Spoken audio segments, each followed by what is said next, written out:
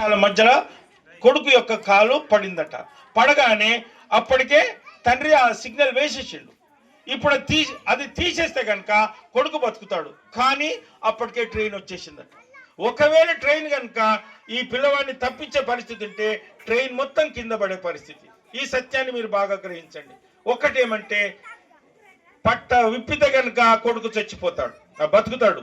కానీ ఆ మనిషిని అట్లా అది సిగ్నల్ మళ్ళీ తీసేయకుంటే కనుక ట్రైన్ మొత్తము బొందలో పడి చస్తారు. అందులో వందల మంది చచ్చిపోతారు.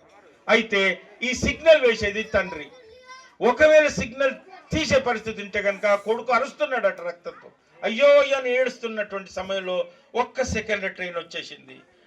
ఆయన తండ్రి ఏం ఆలోచించిందంటే, నా కొడుకు నొక్కని కనుక నేను బాగు చేసుకుంటే రక్షించుకుంటే కనుక ట్రైన్లు ఉన్న వాళ్ళందరూ చచ్చిపోతారు కాబట్టి అది అట్లనే ఉంచుతాను. కానీ ట్రైన్ వచ్చేసింది, ఆ కొడుకు మీద నుంచి పోయింది. ట్రైన్లో ఉన్నటువంటి వాళ్ళందరూ బ్రతికిళ్ళు, కానీ ఆ కొడుకు మాత్రం ముక్కలు ముక్కలు అయిపోయినట్టుగా చూస్తా.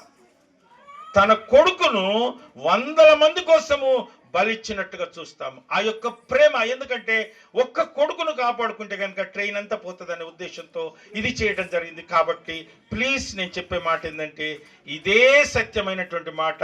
తండ్రి అయిన దేవుడు తన కుమారుణ్ణి శిలువ మీద మరణానికి అప్పగించాడు.